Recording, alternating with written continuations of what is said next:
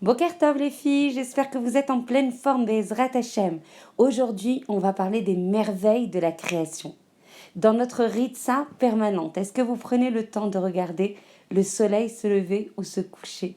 Est-ce que vous avez le temps de regarder les fleurs éclore? Est-ce que vous avez le temps de regarder tous les petits animaux, qui soient microscopiques ou qui soient un peu plus imposants? On va parler des merveilles de la création, que si on prend le temps de les regarder, c'est le témoignage le plus vibrant des chassadim et de la grandeur de la romémout, de l'infini grandeur en fait d'Akadosh Baruch Hu.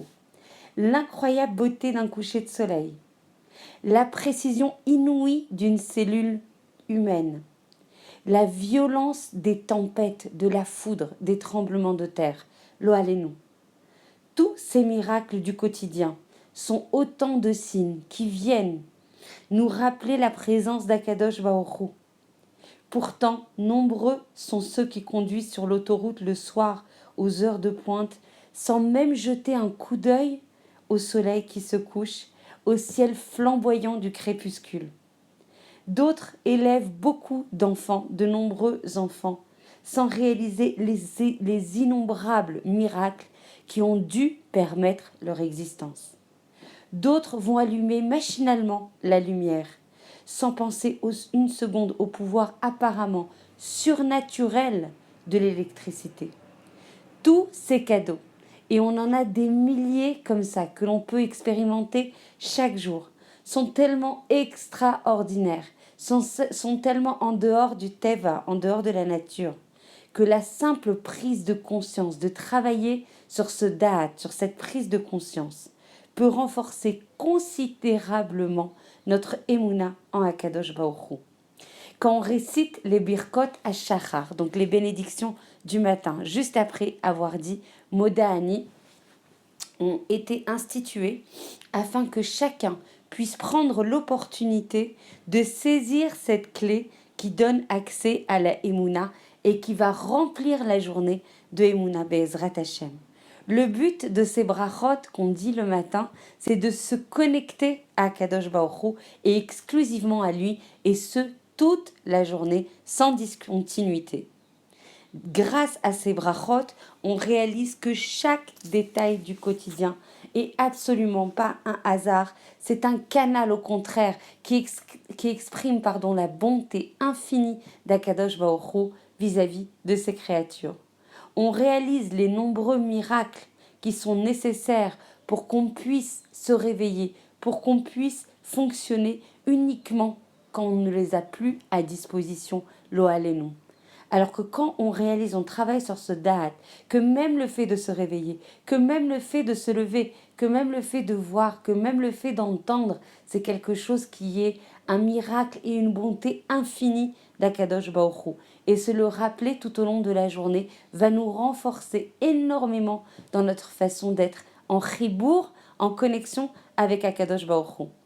Et si ces bénédictions du coup imprègnent constamment notre conscience, imaginons une personne privée de ces cadeaux et que tout d'un coup les recevrait de manière miraculeuse.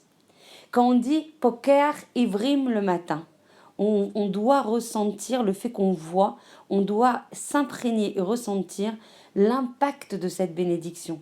Imaginez la joie débordante, on a envie de sauter de joie.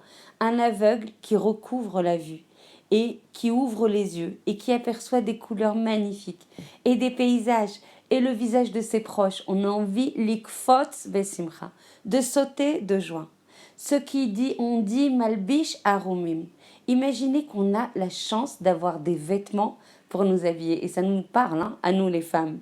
On représentons-nous la terrible honte et la vulnérabilité et la fragilité qu'on ressentirait si jamais on n'avait pas cette possibilité de se protéger et d'avoir cet immense recette d'Akadosh Baruch Hu. Imaginez qu'Hachem comprend votre besoin et que soudain on se retrouve d'habits couverts, vêtus d'habits propres et d'habits décents.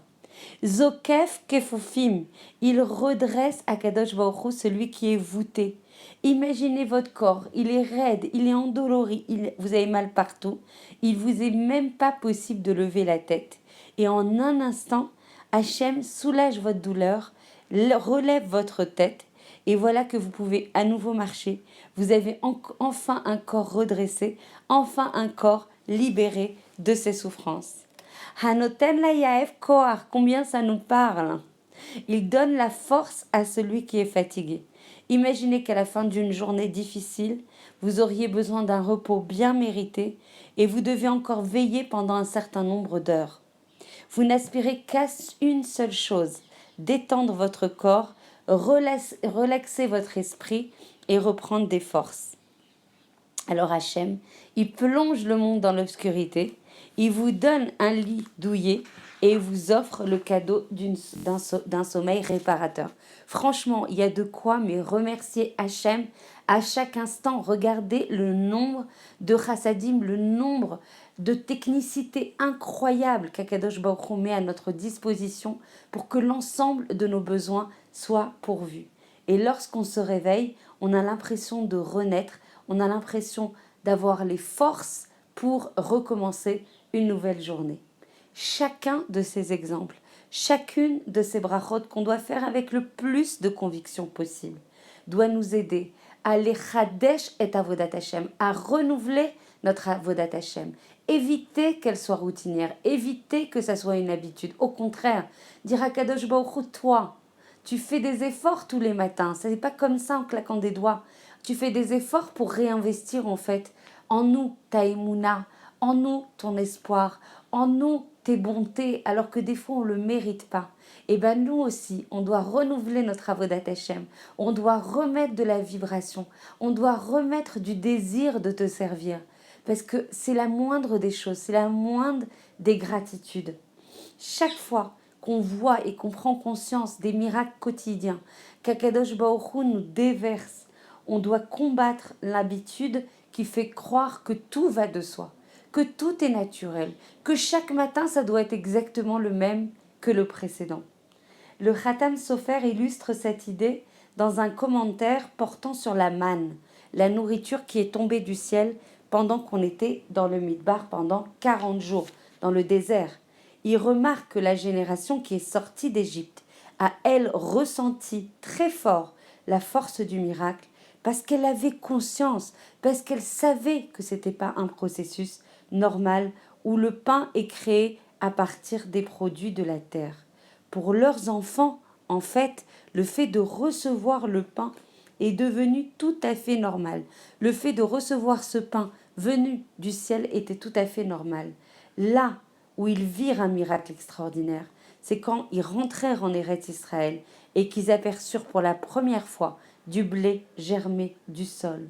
Or, en réalité, les deux moyens de subsistance sont miraculeux. Les deux moyens, que ça vienne du ciel ou que ça germe de la terre, sont miraculeux.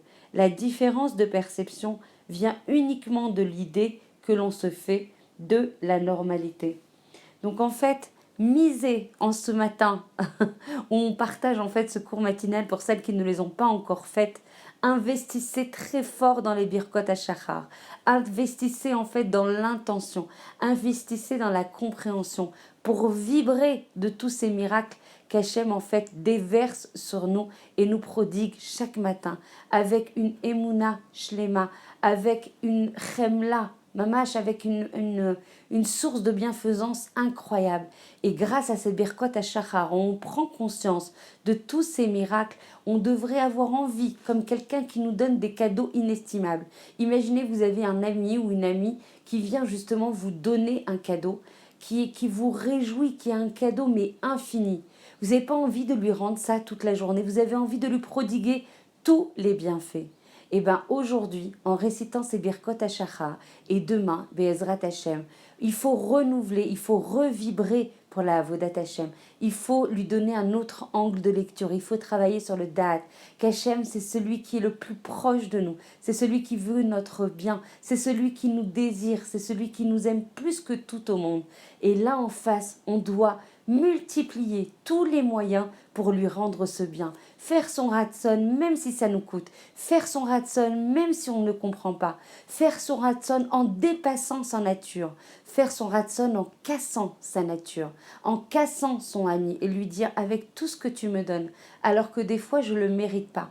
Moi aussi, je te donne. Moi aussi, j'ai envie de te donner, j'ai envie de te causer du nacha, de la satisfaction, parce que tu es la source de tout bien, parce que tu es la source de tout mon bien. Et je t'aime, Akadosh Baruch Hu. Il n'y a que toi, il n'y a que toi, il y a exclusivement toi. Sans toi, il n'y a rien. Sans toi, on est si petit. Sans toi, il faut jamais, jamais, jamais, jamais oublier d'où on vient. D'où on vient? On vient de la poussière de la terre. Vers qui on est debout? Face à qui on est debout? Devant le Meler Malché Amlachim Akadosh Baruch Hu. Devant le roi des rois. L'infini on ne peut absolument pas définir. Le plus grand. Et nous, dans la prière, on dit attends, on le tutoie. Vous imaginez? On est en face du Meler Malché Amlachim et on a la capacité en fait, nous, à le tutoyer en fait, à être en face de lui pendant la Hamida. Si on prenait conscience pleinement et entièrement de tous les trésors qu'on a à disposition et ne pas tomber dans les bilboulim que du Yetzer Hara, c'est-à-dire de ce qui nous embrouille du Yetzer Hara, mais on serait les plus heureux du monde avec ce qu'on a, parce qu'on sait que ce qu'on a, c'est le bien, parce qu'on sait que ce qu'on a, ça nous correspond, et parce qu'on a confiance complètement en Akadosh Baruch Hu. Voilà, je vous aime très fort, j'aime beaucoup, beaucoup, vous le savez déjà, Akadosh Baruch Hu, je le remercie pour tout le bien qu'il nous prodigue à chaque instant de notre vie et de notre journée. Je vous embrasse et je vous retrouve demain, Be'ezrat Hashem.